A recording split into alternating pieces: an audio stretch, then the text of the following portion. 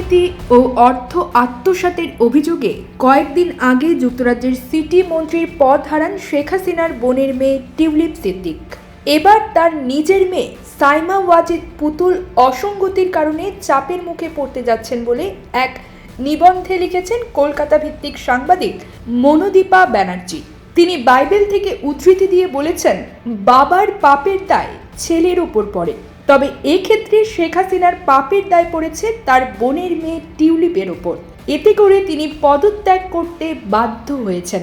এবার এই দায় পড়তে যাচ্ছে তার আপন মেয়ে পুতুলের ওপর, যিনি 2023 সালে বিশ্ব স্বাস্থ্য সংস্থার দক্ষিণ পূর্ব এশিয়ার আঞ্চলিক পরিচালক হয়েছিলেন। এই সাংবাদিক স্বাস্থ্য বিষয়ক জার্নাল ল্যান্সেটের 2023 সালের সেপ্টেম্বরের একটি সম্পাদকীয় প্রতিবেদনের কথা উল্লেখ করে বলেছেন, ওই প্রতিবেদনে পুতুলের প্রার্থিতা নিয়ে প্রশ্ন তুলেছিল। তারা অভিযোগ করেছিল পুতুল বিশ্ব স্বাস্থ্য সংস্থার আঞ্চলিক পরিচালক হওয়ার যোগ্য না, কিন্তু স্বজনপ্রীতির কারণে তিনি মনোনয়ন পেয়েছেন। এমন স্বজনপ্রীতি বিশ্ব স্বাস্থ্য সংস্থার গ্রহণযোগ্যতা নষ্ট করবে।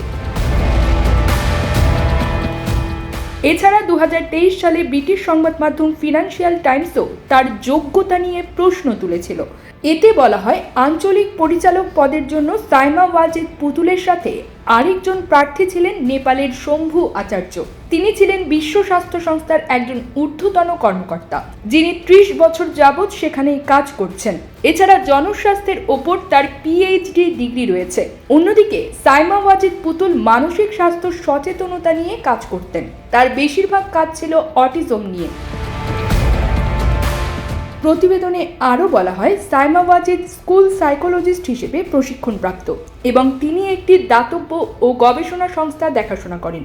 একটি আন্তর্জাতিক সংস্থায় বড় বাজেট নিয়ে কাজ করার অভিজ্ঞতা তার নেই।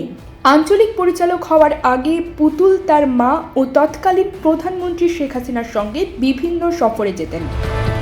News desk, channel Alpha 24।